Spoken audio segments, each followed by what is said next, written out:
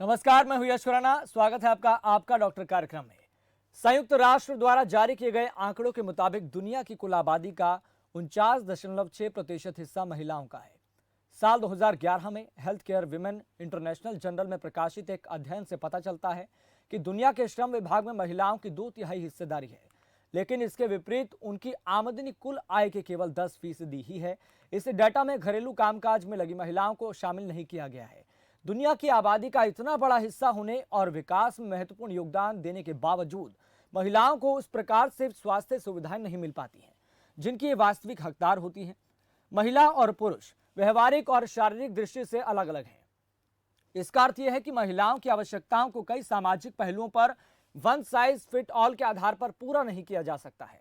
महिलाओं के स्वास्थ्य के मुद्दे को बेहतर तरीके से समझा जाना चाहिए, क्योंकि उनका अच्छा स्वास्थ्य मनुष्य की अगली पीढ़ी के निर्माण में महत्वपूर्ण भूमिका निभाता है।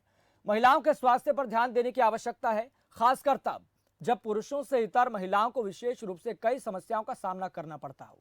पुरुषों की तुलना में महिलाओं का स्वास्थ्य और उनकी आवश्यकताएं अलग अलग होती हैं। मासिक धर्म, गर्भावस्था, प्रसव और रजोनिवृत्ति जैसे जैविक चरणों का अनुभव कर कई प्रकार की स्वास्थ्य चुनौतियों का सामना करती हैं। इसके इतर ऐसी कई बीमारियां हैं जो पुरुषों और महिलाओं दोनों को ही हो सकती हैं, लेकिन इसका महिला पर होने वाला जो असर होता है वो अलग तरीके का होता है। इन मामलों में दोनों के लक्षण में समानता हो सकती है, लेकिन उसके उपचार और बीमारी से उबरने के लिए देखभाल और आवश्यक परिस्थितियां अलग अलग होती हैं। तो इस मसले पर पूरी जानकारी होना बेहद जरूरी है। इसलिए आज हम इस मुद्दे पर विस्तार से चर्चा करेंगे ताकि आपको सही और सटीक जानकारी मिल सके। इस मुद्दे पर हमारे साथ बात करने के लिए होंगी डॉक्टर शालिनी गुप्ता, जो कि महिला रोग विशेषज्ञ हैं। इसके इतर एक जानकारी आपको और बता देते हैं कि अगर आपके जहन में भी महिलाओं से जुड़े रोग को लेकर कोई सवाल आता है तो आप हमें कॉल कीजिए, संपर्क कीजिए, सलाह लीजिए, परामर्श लीजिए। लगातार आपकी टीवी स्क्रीन पर नंबर फ्लैश होते रहेंगे। अगर आपके जहन में महिलाओं के रोग से जुड़े कोई भी सवाल आता है तो आप हमें कॉल कर सकते हैं। आपको बता दें कि हमारे साथ डॉक्टर शालिनी गुप्ता जुड़ चुके हैं। शालिनी जी, आपका बहुत बहुत स्वागत है खबर फास्ट पर।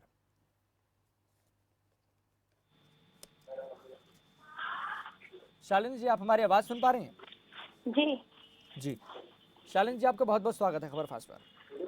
धन्यवाद। जी, शालिनी जी, सबसे पहला मेरा बुनियादी सवाल ये है कि महिलाओं को जो समस्या होती है, चाहे वह स्वास्थ्य को लेकर हो, चाहे उनकी बनावट को लेकर हो, चाहे शारीरिक समस्याएं क्यों ना हो, चाहे आवश्यकताएं क्यों ना हो, वो पुरुषों से अलग क्यों होती है?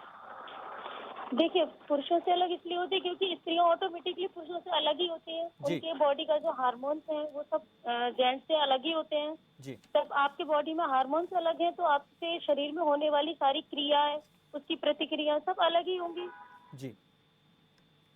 तो इसकी तरह एक और सवाल ये है कि अनियमित मासिक धर्म में महिलाओं को क्या करना चाहिए, किस तरीके से बचें? देखिए, अनियमित अगर मासिक धर्म है उसके बहुत सारे कारण होते हैं। जी तो सबसे पहले तो हमें ये देखना पड़ता है कि हमारी बॉडी में जो हार्मोन्स हैं वो बिल्कुल बैलेंस है या नहीं। जी ठीक है। या फिर कभी कभी हीमोग्लोबिन की कमी की वजह से भी हमारे जो मेंसेस हैं वो अनियमित हो जाते हैं। तो हमें अपनी बॉडी का टेम्परेचर मेंटेन करना चाहिए, वहाँ का खाना पीना कैसा जी हम ले रहे हैं उसका भी हमें ध्यान रखना चाहिए। तो समय समय पर अपनी हीमोग्लोबिन की जांच भी कराते रहना चाहिए क्योंकि लेडीजों में हीमोग्लोबिन की समस्या आम होती है, जी। और अब जिसकी विशेष वजह से उम्र की बात करें ब्लीडिंग तो में ये भी किस उम्र प्रॉब्लम की होती है। महिलाओं के लिए लागू होता है? जी जी, अगर विशेष उम्र की महिलाओं के लिए बात करें तो किस उम्र की महिलाओं के लिए लागू होता है? देखिए, ये सबसे पहले जो टीनेजर्स होती हैं, जो जी हमारी अनमैरिड लड़कियां हैं, जी उनको सबसे ज्यादा ध्यान रखना पड़ता है क्योंकि शुरुआत में अगर हमारी बॉडी में हार्मोन्स इम्बैलेंस है जी तो वो लाइफ लॉन्ग तक ही रहते हैं। तो शुरुआत के दिनों में हमें बहुत एहतियात बरतनी पड़ती है अपने हीमोग्लोबिन की, अपनी दिनचर्या की, खाने पीने की। और फिर आफ्टर डिलीवरी, जब डिलीवरी हो जाती है जी उसके बाद लोग थोड़ा सा ऐसे हो जाते हैं जैसे उनको शरीर में अब किसी चीज की जरूरत ही नहीं है, लेकिन ऐसा नहीं है। जब आप है ना एक 40 के क्रॉस करने लगते हैं तो भी आपके शरीर में बहुत सारे चेंजेस होने लगते हैं जी हार्मोन्स इम्बैलेंस के। उस समय भी हमें अपना विशेष ध्यान रखना चाहिए, खाने पीने का, ब्लड का। हमारा अपने प्रॉपर ब्लड चेकअप कराते रहना चाहिए ताकि हमें ये पता रहे कि हमारी बॉडी में ब्लड ठीक है या नहीं है। जी। और इसी सवाल को आगे लेकर जाते हैं शालिनी जी कि आखिरकार बढ़ती उम्र के साथ साथ महिलाओं को कौन कौन सी समस्या हो सकती है? अगर 40 के बाद की बात करें या फिर 30 के बाद की बात करें या 20 के बाद की बात करें? देखिए, 30 से लेके 40 के बीच में जी सबसे बड़ी समस्या होती है DUV की और जी PID की। ठीक है। डीयूबी और पीआईडी एक बहुत आम समस्या है जो इस एज में कॉमनली हर किसी को मिल जाएगी आपको जी। देखने के लिए, क्योंकि आजकल शादियां थोड़ा लेट होती हैं जी। तो डिलीवरी भी लेट होती है। उसकी वजह से क्या है, जो हमारी अंदर जो यूट्रस है वो इतना मैच्योर नहीं हो पाता है जी। जितना होना चाहिए। और तो 40 उसकी उम्र वजह की से बात की। हमें पीआईडी की सबसे ज्यादा शिकायत रहती है। जी। और 40 उम्र की बात की क्या समस्याएं होती है? 40 के बाद तो हमारी बॉडी में हार्मोन्स ही डिसबैलेंस हो जाते हैं। जी। तो किसी किसी को प्री मैच्योर, किसी किसी को क्या होता है, प्री मेनोपॉज होना स्टार्ट हो जाता है। जी। मेंसेस नहीं आ रहे हैं, कम आ रहे हैं, या कभी कभी 2-2 3-3 महीने के बाद आ रहे हैं। तो मेनोपॉज की समस्या सबसे ज्यादा होती है। प्री मेनोपॉज की सिम्टम्स भी, प्री मेनोपॉज सिम्टम्स भी बहुत होने लगते हैं, क्योंकि लोग अपनी डाइट पे कंट्रोल नहीं रखते हैं, डाइट का ख्याल नहीं रखते हैं, प्रॉपर डाइट नहीं लेते हैं। तो हार्मोन्स की बिगड़ने की सबसे ज्यादा ये जो एज है ये 40 के बाद ही होती है। जी। और अगर 40 की उम्र के बाद भी अगर डाइट पर खास तौर पर ध्यान दिया जाए या फिर 30 की उम्र के बाद भी ध्यान दिया जाए, क्या इन सब चीज़ों से बचा जा सकता है, रोक लग सकती है या फिर बैलेंस रह सकता है सब कुछ? बिल्कुल, अगर हम अपनी डाइट कंट्रोल करते हैं, बैलेंस डाइट लेते हैं, जी। थोड़ी सी योगा और एक्सरसाइज भी करते हैं, तो हम इन सारी समस्याओं को आगे बढ़ा के अपने जीवन को आगे अच्छे से लाइफ स्टाइल जी सकते हैं। जी। मेडिसिन कोई ट्रीटमेंट नहीं है। अगर आप अपनी डाइट पे कंट्रोल रखते हैं, थोड़ा सा एक्सरसाइज है उसको करते हैं, योगा करते हैं, तो आप बहुत सारी बीमारियों से बच सकते हैं। जी, मतलब डाइट पर खास तौर पर ध्यान देना पड़ेगा, महिलाओं को योगा भी करें और अपने स्वास्थ्य का ख्याल रखें। बिल्कुल। जी। शालिन जी, एंडोमेट्रियोसिस क्या होता है और ये समस्या कब पनपती है, इससे कैसे बचें, क्या इलाज कराना चाहिए, जांच कब करानी चाहिए, डॉक्टर के पास कब जाना चाहिए? देखिए, एंडोमेट्रियोसिस होता है, हमारी जो बच्चेदानी होती है यूट्रस, जी। उसमें लेयर्स होती है। ठीक है, उसकी जो लेयर होती है, एक लेयर एंडोमेट्रियम में होती है। जी। उसमें जब कुछ प्रॉब्लम्स हो जाती हैं, एक्स्ट्रा क्लॉट्स जमने लगते हैं, जी। स्वेलिंग होने लगती है, इन्फेक्शन होने लगता है, तो वहां पर हमको एक समस्या होने लगती है जो ज्यादातर महिलाएं कहती है कि हमको दर्द होता है, मेंसेस में बहुत जी। ज्यादा दर्द होता है। कभी कभी मेंसेस स्किप कर जाते हैं, नहीं होते हैं। तो उस समय में हमें सबसे पहले अपने गायनेकोलॉजिस्ट के पास जाना चाहिए, जी। उनको प्रॉपर हिस्ट्री देनी चाहिए। उसके बाद हमें एक अल्ट्रासाउंड कराना चाहिए, जिसमें हमको ये पता चल जाएगा कि हमें एंडोमेट्रियोसिस है। उसमें शुरुआती समय में अगर पता चल जाए तो कुछ हार्मोन थेरेपी होती है, उससे हम कंट्रोल कर सकते हैं। लेकिन जी। जब ये समस्या बहुत ज्यादा हो जाती है तो फिर हमें सर्जरी करानी पड़ती है। जी। और सर्जरी के बाद के जो साइड इफेक्ट होते हैं क्या इसमें? देखिए, सर्जरी तो हम क्या करते हैं कि सर्जरी में हम यूट्रस को निकाल देते हैं जी। बाहर, ठीक है। अब उसके बाद क्या होता है कि अगर आप प्रॉपर फॉलो अप में रहते हैं, लोगों के पास अवेयरनेस नहीं है, लोग जी, बिल्कुल। प्रॉपर फॉलो अप नहीं करते हैं, इसलिए साइड इफेक्ट होते हैं, वरना साइड इफेक्ट नहीं होते हैं इसके। लोग अपनी सर्जरी करा लेते हैं, उसके बाद से ध्यान ही नहीं देते हैं, बिल्कुल। फॉलो अप में नहीं जाते हैं। जी। इसके तरह अगर बात करें, सिफिलिस क्या होता है, इसमें कैसे बचें, डॉक्टर के पास कब जाना चाहिए, किस तरीके से काम करता है? जी। सिफिलिस क्या होता है? हेलो। शरण जी, आप हमारी आवाज़ सुन पा रहे हैं? जी। जी। सिफिलिस क्या होता है और ये किस तरीके से इसमें समस्याएं सामने आ सकती हैं, इसकी जटिलताएं क्या हैं? देखिए, समस्या तो वही है जो हमारी बॉडी में जो भी गायनेकोलॉजी में जो भी कुछ है, सब कुछ हार्मोन्स पर ही डिपेंड करता है। जी। ठीक है, अगर हमारी बॉडी के हार्मोन्स बिल्कुल बैलेंस हैं तो हमें किसी भी तरह की कोई समस्या नहीं होगी। जी। लेकिन लोगों के पास पूरी जानकारी ना होने की वजह से लोग अपने आप को छुपाते हैं, अपनी बीमारी को डॉक्टर से कंसल्ट नहीं करते हैं। अगर आप सही समय पर डॉक्टर्स के पास जाएं, वहां पर कंसल्ट करें, उनको अपनी प्रॉपर समस्याएं बताएं, फॉलो अप में रहें, तो आप सारी समस्याओं से बच सकते हैं। ऐसी कोई बीमारी नहीं जिसका इलाज नहीं हो सकता। जी। और शरण जी, एक रोग जो है ये बड़ा आम हो गया है यहाँ पर महिलाओं के लिए कि पॉलीसिस्टिक ओवरी सिंड्रोम क्या होता है, इसके लक्षण क्या होते हैं, इससे कैसे बचा जा सकता है?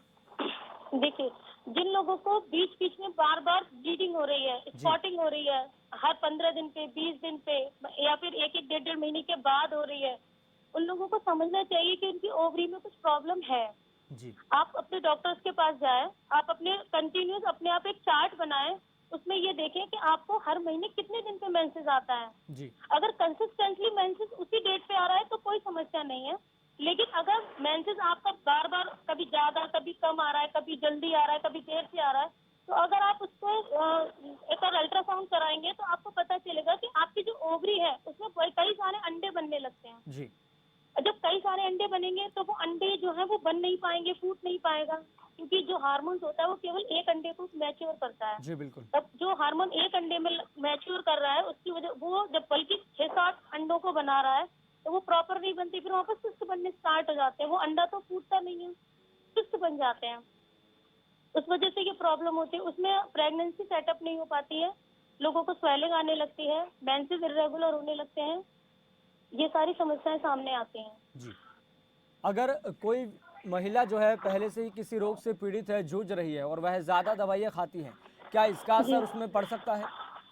जी, अगर वो किसी जिस रोग से जूझ रही है अगर वो महिला और उसने जी बहुत सारी मेडिसिन ले रखी है, तो सबसे पहले उसको ये पता होना चाहिए कि उसको बीमारी क्या है, जी जो दवाएं वो ले रही है उसके साइड इफेक्ट क्या हो सकते हैं। क्योंकि किसी एक लंबे समय तक अगर आप कोई मेडिसिन खाते हैं तो आपकी बॉडी में वो रेजिस्टेंस कर जाती है, जिसकी वजह से आपकी बॉडी उस मेडिसिन का रेस्पॉन्स देना भी बंद कर सकती है। कुछ दवाओं के प्रति एडवर्स इफेक्ट भी आने लगते हैं। जी, अगर इसी को हम मासिक धर्म के उसमें देखें, इसको परिप्रेक्ष्य में उसको देखें, तो क्या ज़्यादा दवाइयाँ खाने के कारण इसमें समय में ही बदलाव हो सकता है क्या?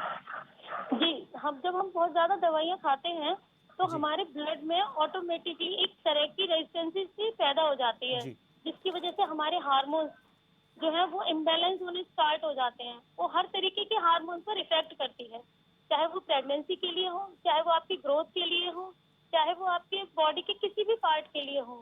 तो जब हम आप किसी भी मेडिसिन को लंबे समय तक ले रहे हैं तो आपको अपने डॉक्टर से कंसल्ट करते रहना चाहिए, जी समय समय पे चेकअप कराते रहना चाहिए कि जो दवाई आप ले रहे हैं उनका इफेक्ट पड़ रहा है या साइड इफेक्ट तो नहीं हो रहा आपकी बॉडी पर। जी, इसके इधर एक और सवाल एक सोशल मीडिया के ज़रिए हमारे एक दर्शक ने पूछा है शालिनी जी, कि आखिरकार जी महिलाओं में ह्यूमन इम्यूनो डेफिशिएंसी क्यों ज़्यादा इसका खतरा रहता है?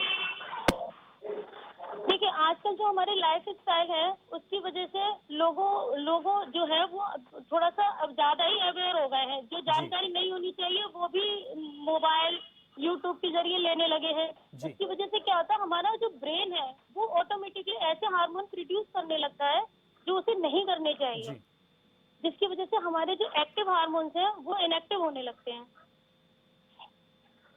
तो ऐसे में इससे कैसे बचा जा सकता है? इसमें आप देखिए किसी अच्छे साइकेट्रिस्ट के पास या गायनेकोलॉजिस्ट के पास जाएं, वहाँ पर अपने हार्मोन्स के बारे में पूरी जानकारी लें। जो लोग इस हार्मोन्स की समस्या से जूझ रहे हैं, जो लोग अपनी बॉडी की में हो रहे अचानक बदलाव से जूझ रहे हैं, वो एक गायनेकोलॉजिस्ट के पास जाकर अपना पूरा बॉडी चेकअप कराएं, हार्मोन्स की अच्छी सी जानकारी लें, थोड़ी सी डाइट, हरी सब्जियां, फल, दूध जो लोग छोड़ते जा रहे हैं उनको लेना चाहिए और फॉलो अप में रहना चाहिए। जी थोड़ी और एक्सरसाइज, जी योगा, सुबह सुबह मॉर्निंग वॉक करनी जी चाहिए। और अगर इस तरीके की जो परेशानी है वो लंबे समय से कोई झेल रहा हो, शुरुआती स्तर पर उसने इग्नोर कर दिया हो, तो अगर कोई इग्नोर ना करे तो पहले ही संकेत में पकड़ ले कि ये चीज़ ये परेशानी है तो डॉक्टर के पास जाना चाहिए, तो ऐसा वो क्या जी संकेत हो, क्या लक्षण हो? नहीं, अगर आपने किसी भी समस्या को शुरुआत में पकड़ लिया और जी अगर आप उसको अच्छे से किसी अच्छे गायनेकोलॉजिस्ट के पास जी जाकर उस समस्या को अच्छे से समझ पाते हैं, उसकी उसके बारे में जो आपकी गायनेकोलॉजिस्ट आपको सजेस्ट कर रही है उसको आप प्रॉपर फॉलो कर पाते हैं, तो मैं समझती हूँ कि आप बहुत जल्दी उस समस्या से आगे निकल जाएंगे। जी शरण जी, एक बहुत महत्वपूर्ण सवाल है सोशल मीडिया के जरिए एक दर्शक ने पूछा, जब हमने उनको बताया कि आज का विषय जो हमारा आपका डॉक्टर का ये है, तो उन्होंने एक सवाल भेजा और ये सवाल मुझे लगता है कि हर महिला से जुड़ा हुआ है और ये महिलाओं को मुझे लगता है कि ध्यान से सुनना चाहिए। महिलाओं में आजकल स्तन कैंसर की जो समस्या है हद से ज़्यादा बढ़ती जा रही है, तो ऐसे में वो शुरुआती लक्षण क्या होते हैं, वो कारण क्या होते हैं जिस करके ये स्थिति पैदा होती है, परेशानी पैदा हो जाती है, फिर आगे चलते नज़रअंदाज करने के चलते आगे इतनी बड़ी परेशानी होती है कि स्तन कैंसर से उनको जूझना पड़ता है, दवाइयाँ खानी पड़ती हैं? देखिए, जो स्तन कैंसर होता है वो सबसे कॉमन कैंसर साइट होती है जी लेडीज में, ठीक है, और आजकल बहुत तेजी से बढ़ रहा है। आजकल गवर्नमेंट ने कुछ है ना टीके भी बनाए हैं जो लोग नहीं लेते हैं, जिनको जानकारी नहीं है, सर्विक्स के लिए भी और स्तन कैंसर के लिए भी। जी वो समय समय अगर आप टीकाकरण करवाते हैं तो इससे आप बच सकते हैं। शुरुआती में क्या होता है, जैसे कभी कभी क्या होता है, आपने समस्याएं होती है कि किसी किसी के में एकदम से अचानक से पॉलिफरेशन शुरू होने लगता है, चेस्ट भारी होने लगते हैं। उसको लोग बताते नहीं, उनको शर्म आती है ये बताने में कि हमारे जो चेस्ट है वो उसका साइज बढ़ रहा है। वो बताना नहीं चाहते हैं। बीच जी। बीच में कभी कभी किसी को गांठें भी हो सकती हैं। जी। वो जब तक बताते हैं तब तक वो सेकंड स्टेज में आ चुका होता है। अगर आप शुरुआत में ही अगर आपकी बॉडी में चेंजेस है तो आपको अपने पास के गायनेकोलॉजिस्ट के पास जाकर उसको अपनी प्रॉपर अपना चेकअप करा के ये बताएं कि मेरे चेस्ट में क्या प्रॉब्लम है, मेरे ब्रेस्ट में कुछ हो रहा है या कुछ कुछ अनइवन चेंजेस हो रहे हैं, तो उसको आप चेकअप कराइए। कुछ टेस्ट भी होते हैं, मेमोग्राफी वगैरह होती है। जी, आप किस उस तरीके के पे टेस्ट होते हैं शालिनी जी? एक मेमोग्राफी होती है जिसमें अल्ट्रासाउंड होता है, ऐसे ही जी। एक मेमोग्राफी होती है ब्रेस्ट के लिए। अगर आप उसे कराएं तो आप उससे पता चल सकता है कि शुरुआती लक्षण में ही आपको पता चल जाएगा कि आपके बॉडी में कुछ अनइवन सेल्स हैं वो जो ग्रो कर रही हैं। तो उसको आप ट्रीटमेंट ले सकते हैं, शुरू में ही ट्रीटमेंट लेके सही कर सकते हैं। और अगर जो लोग सेकंड थर्ड स्टेज में हो जाते हैं तो वहाँ हमें मजबूरी में उनके ब्रेस्ट को कट करना पड़ता है, निकालना पड़ता है, जी। सर्जरी करनी पड़ती है। और शालिनी जी, क्या ये जरूरी है कि अगर कोई महिला नशे का सेवन करती है या तभी उसी को ये समस्या हो? नहीं, ये जरूरी नहीं है कि जो नशे का सेवन करते हैं केवल उन्हीं को होती है, ऐसा जरूरी नहीं है। ये किसी जी। को भी हो सकता है। जी। और ये स्तन कैंसर की ये जो समस्या है, क्या स्ट्रेस के कारण भी हो सकती है? उसको बढ़ावा मिलता है इससे? देखिए, स्ट्रेस की वजह से हमारे ब्रेन में एक हार्मोन रिलीज होता है। जी।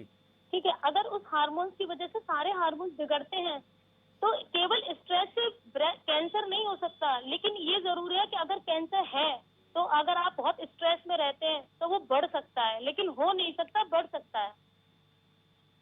जी।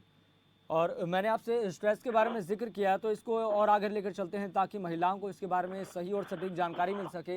एक रिपोर्ट ये बताती है कि पुरुषों की तुलना में महिलाओं को अवसाद की समस्या ज़्यादा रहती है। तो ऐसा है क्यों, और इससे बचा कैसे जाए, और अपनी डाइट में ऐसा क्या वो शामिल किया जाए कि आखिरकार आप तनाव मुक्त रहें? देखिए, तनाव मुक्त रहने का सबसे अच्छा उपाय होता है योगा।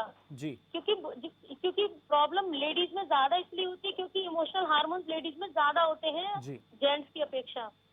इसलिए जो इमोशनल चेंजेस होते हैं वो लेडीजों में ज्यादा होते हैं। अगर आप मेडिटेशन करते हैं, सुबह योगा करते हैं, अपने ब्रेन को रिलैक्स रखते हैं तो आप काफी हद तक इस समस्या से दूर जा सकते हैं। जी। और डाइट में क्या शामिल करना चाहिए? डाइट में हमें हरी सब्जियां हैं, दूध है, दही है, पनीर है, प्रोटीन है, दालें हैं, ये अपनी डाइट में शामिल करना चाहिए। जिससे ये है कि अगर हम अपनी प्रॉपर डाइट भी लेते हैं तो उससे बहुत बहुत कुछ समस्याएं दूर कर सकते हैं हम अपनी बॉडी की, हार्मोन्स की। जी। और अपने स्केड्यूल को किस तरीके से रखें? जी, अपने समय सारणी को, अपने स्केड्यूल को किस तरीके से रखना चाहिए पूरी दिनचर्या को? देखिए अपनी दिनचर्या तो देखिए हर किसी की दिनचर्या अपने अपने हिसाब से अलग ही होती है। जी। लेकिन सुबह की जो शुरुआत है, जो दिन की शुरुआत है, वो योगा और एक्सरसाइज से ही करनी चाहिए। चाहे उसके बाद आप अपना रूटीन, अपना काम, अपना सब कुछ अपने समय के हिसाब से कर सकते हैं। अपने काम के वर्किंग है तो वर्किंग के हिसाब से करें, हाउस वाइफ है तो उसके हिसाब से करें। लेकिन शुरुआत दिन की योगा से, एक्सरसाइज से करनी चाहिए और डाइट टाइम पर लेनी चाहिए। जी। शालन जी, एक और समस्या है जो बहुत सी महिलाओं में देखने को मिल रही है। इसको लेकर एक कई सर्वे भी हुए हैं, कई स्टडीज सामने आई हैं, कई अध्ययन हुए हैं, कई शोध हुए हैं और लगातार हो भी रहे हैं कि आखिरकार महिलाओं में विटामिन डी और एनीमिया की समस्या क्यों होती है ज़्यादा? क्या महिलाएं खुद के स्वास्थ्य पर ध्यान नहीं देती? जी, ये सबसे बड़ी समस्या है और ये सबसे बड़ा फैक्ट है कि लेडीज जो है वो अपनी स्वास्थ्य पर ध्यान नहीं देती हैं। एनीमिया का सबसे बड़ा कारण है जो हमारे बॉडी में रेगुलर हर महीने जो मेंसेस होता है उसमें ब्लड लॉस होता है। जी। अब उस ब्लड को पूरा करने के लिए लेडीज क्या करती हैं, सबसे बड़ा सवाल ये है। वो बिल्कुल। अपनी डाइट पर बिल्कुल भी ध्यान नहीं देती हैं। आपको जो पता है कि हमारी बॉडी से हर महीने ब्लड लॉस होना है और उसको फिर पूरा भी करना पड़ेगा। अगर आप किसी जो बॉडी में आपकी लॉस हो रही है, अगर आप उसे बैकअप नहीं लोगे तो वो तो कमी होगा, तो फिर एनीमिया का शिकार होती है।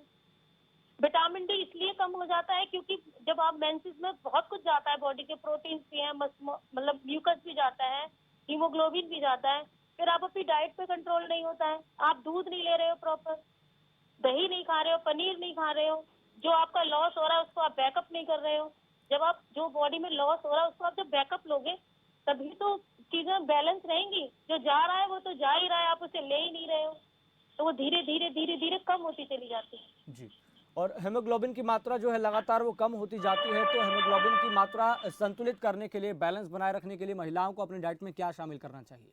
देखिए महिलाओं को सबसे ज्यादा हरी सब्जियां लेनी चाहिए। आप जी इस समय विंटर चल रहे हैं, पालक जी है, बथुआ है, मेथी है, टमाटर है, गाजर है, ये सब वो सारे फ्रूट्स लेने चाहिए। जी चुकंदर है, एप्पल खाएं, सेब खाएं, जिसमें आयरन हो। आयरन की मात्रा अपनी बॉडी में कैसे भी जानी है, बस जानी है। पहले पहले लोग है ना लोहे की कढ़ाई में सब्जी बनाते थे, उसका फैक्ट ही यही था कि लोहे की कढ़ाई में बनाएंगे सब्जी तो आयरन पहुंचेगा। तो हमारी बॉडी में आयरन जाना है। जिन जिन चीजों में आयरन है आप वो सब इंटेक कीजिए। जी दूध लीजिए जिससे हमारी बॉडी में कैल्शियम और विटामिन डी की पूरी पूरी मतलब कंप्लीट हो, विटामिन डी और कैल्शियम। जी। एक रिपोर्ट एक और ये चीज़ बताती है कि जो 30 से 40 उम्र की जो बीच की जो महिलाएं हैं उनमें मोटापे की समस्या आजकल हद से ज़्यादा देखी जा रही है। तो ऐसे में इसके कारण कौन कौन सी उनको परेशानियां आगामी समय में हो सकती है और मोटापे को कम कैसे करें, ये जो समस्या है बहुत सी महिलाएं जूझ रही हैं इससे। देखिए मोटापे की समस्या तो इसलिए है क्योंकि लोग अब वर्किंग नहीं रहे हैं जी इतना जितना उन्हें होना चाहिए। अगर आपकी बॉडी देखिए हर किसी के लिए अलग अलग होती है। जी अगर आपको लगता है कि आपकी बॉडी में फैट डिपॉजिट है, सबसे पहले आप अपनी डाइट को देखिए कि आप क्या खा रहे हैं। एक्सरसाइज क्यों नहीं कर रहे हैं, क्योंकि बढ़ता हुआ मोटापा हमेशा बीमारियों का ही इनविटेशन लेकर आता है। आपको 30 से 40 के बाद आपको डायबिटीज हो सकती है, ब्लड प्रेशर की शिकायत हो सकती है, और 40 के बाद जब आप मेनोपॉज की तरफ जाते हैं तो आपको ऑस्टियोपोरोसिस भी हो सकती है। जी तो आपको अपने वेट को कंट्रोल में रखना ही पड़ेगा अगर आपको इन सारी बीमारियों से भागना है, इनसे दूर रखना है अपने शरीर से। तो जी आपको मोटापे से तो लड़ना पड़ेगा। अपनी डाइट को कैसे कंट्रोल करें ये तो आप ही को, ये तो हर लेडीज को पता होना चाहिए। आप क्या खा रहे हो, आपकी बॉडी पर उसका क्या फर्क पड़ेगा, आपको कितना लेना है, कैसे लेना है। डाइटिशियन के पास जाकर अपना डाइट चार्ट बना सकते हैं। जी। और इसके इतर महिलाओं में एक समस्या और देखी जाती है कि टर्नर सिंड्रोम क्या होता है और रेट सिंड्रोम क्या होता है, किस तरीके से महिलाओं के शरीर को बदल कर रख देता है। ये सारे सिंड्रोम जो भी होते हैं कि महिलाओं की जिंदगी को पूरी तरह से बदल देते हैं, क्योंकि इसके बाद महिलाएं जो है वो अपने आप को बहुत लोनली फील करने लगती है, क्योंकि वो उनको लगता है कि अब उनसे कुछ काम नहीं हो पा रहा है, वो कुछ कर नहीं पा रही है, क्योंकि उनकी बॉडी में इतने सारे चेंजेस होने लगते हैं, हार्मोन्स सारे बिगड़ जाते हैं। फिर आप उस हार्मोन्स के लिए कुछ करते नहीं है, घर पे रहते हैं, वो लोग बताते नहीं है। आजकल तो पहले तो डॉक्टर्स इतने नहीं होते थे हार्मोन्स के लिए, अब तो हार्मोन के एंड्रोक्राइनोलॉजिस्ट के पास जाना चाहिए, वहां पर अपने बॉडी में चेकअप कराना चाहिए कि हमारी बॉडी में जो हार्मोन्स इम्बैलेंस हो गए हैं वो कैसे बैलेंस हो। जी शरण जी, हार्मोन्स का अगर पता करने के लिए हमें कौन सी जांच करानी चाहिए जिससे कि पता लग सके कि हार्मोन्स बैलेंस है या फिर देखिए इम्बैलेंस है। देखिए लेडीज में जो हार्मोन्स होते हैं, प्रोलैक्टिन होता है, एस्ट्रोजन होता है, जी प्रोजेस्टेरोन होता है, ये सब ब्लड से ही जांच हो जाती है। जी एस्ट्रोजन की, प्रोजेस्टेरोन की, प्रोलैक्टिन की। सबसे पहले शुरुआत में हम ये तीन ही जांच कराते हैं। इसके बाद फिर जैसे जैसे प्रॉब्लम्स निकलती हैं इन हार्मोन्स में, फिर हम आगे फर्दर इन्वेस्टिगेशन कराते रहते हैं। लेकिन सबसे पहले हमें एस्ट्रोजन, प्रोजेस्टेरोन, प्रोलैक्टिन, ये 3-4 हार्मोन है, इनकी हमें प्रॉपर जानकारी होनी चाहिए। शुरुआत में हमें यही करानी चाहिए। जी। और इसके तरह अगर बात करें ओवरी का, अगर पीएच लेवल बिगड़ जाए तो हमें क्या करना चाहिए। देखिए ओवरी का अगर पीएच लेवल बिगड़ा हुआ है तो इसका मतलब है कि आपके अंदर जो एस्ट्रोजन, प्रोजेस्टेरोन जी है उनमें आपस में फाइट है। इसके लिए हमें सबसे पहले ब्लड का चेकअप कराना है, जी हार्मोन्स चेक करने हैं कि हमारी बॉडी में ये दोनों बैलेंस है या नहीं। अगर नहीं होते हैं तो फिर हमें उसके लिए आगे मतलब पिल्स लेनी पड़ती है। हम पिल्स देते हैं पेशेंट को, उसका पीएच वैल्यू की हम रीडिंग लेते हैं, समय समय पर जांच करते हैं, तो उससे फिर हम उसको बैलेंस हो जाता है। ऐसा कुछ, ऐसी कोई बीमारी ही नहीं है जिसका जी इलाज ना हो। बस सबसे ज्यादा जरूरी है कि आप अपने डॉक्टर से छुपे नहीं, छुपाए नहीं, बिल्कुल, उसको सब मतलब कुछ पूरी बताएं जानकारी बतानी चाहिए, जो समस्या है जो परेशानी जो है। आपकी बॉडी में बिल्कुल, चेंज हो तभी उस रहा है। बात का समाधान निकल पाएगा, हल निकल पाएगा। तभी उस बात का जी समाधान निकल पाएगा, जी क्योंकि जो भी आपके अंदर चेंजेस हो रहा है वो तो आप ही को पता है। जी जी। शरण जी, एक अंतिम सवाल मेरा ये है, महिलाओं के रोगों से जुड़े मिथ कौन कौन से हैं जिसे आप बताना चाहते हैं। जी महिलाओं से जुड़े ऐसे कौन कौन से मिथ हैं जिसे आप बताना चाहती हैं। मिथ, देखिए सबसे पहले लोगों के दिमाग में ये बात होती है कि अब लड़कियों को मेंसेस हो गया, ठीक है, जी अब उनके साथ ये नहीं करना चाहिए, आपको ऐसे नहीं रहना चाहिए। अब पहले बड़े बूढ़े कहते थे कि आपको बाहर नहीं जाना चाहिए, लेकिन आजकल सब लोग वर्किंग है। ये कोई बीमारी नहीं है। जी अगर आपको मासिक धर्म है तो ये कोई बीमारी नहीं है। जी ये बताता है कि अब आप टीनेजर हो गए, अब आप आगे जाने के लिए तैयार हैं, आप अपनी अब आपकी लाइफ में और अगर आगे आगे चेंजेस होंगे, तो ये एक बीमारी नहीं है, ये आपकी एक फिजियोलॉजी है जो हर जैसे हर किसी में होती है, एक फिजियोलॉजी है। इसको लोग ये ना समझे कि अब ये महीने से बैठ गई लड़की तो अब क्या होगा, अब ये पता नहीं कैसे, उसको लोग गलत निगाह से देखने लगते हैं। जी। सबसे बड़ा मिथ तो यही है कि लोगों के दिमाग में ये बातें हैं कि अब इसको छूना नहीं है, अब इसको ऐसे नहीं करना है, अब आप ये नहीं कर सकते, आप जी। वो नहीं कर सकते, जी, ऐसा मतलब कुछ इस भी नहीं तरीके है। के मिथ से हमें दूर रहना चाहिए क्योंकि समाज में महिलाओं को लेकर तरह तरह की भ्रांतियां भी फैली हुई हैं। तो ऐसे में दर्शकों से यही अपील है कि जो शालन जी जो मिथ बताया है उसको आप ध्यान से सुनिएगा, ध्यान से समझिएगा। ये फिजियोलॉजी है, ये प्रकृति का नियम है, जो शरीर में जिस तरीके से बदलाव होता है वो होता ही है। चलिए शालन जी, बहुत बहुत धन्यवाद बातचीत करने के लिए, जानकारी देने के लिए। हमारे दर्शकों को बहुत बहुत धन्यवाद, बहुत बहुत धन्यवाद।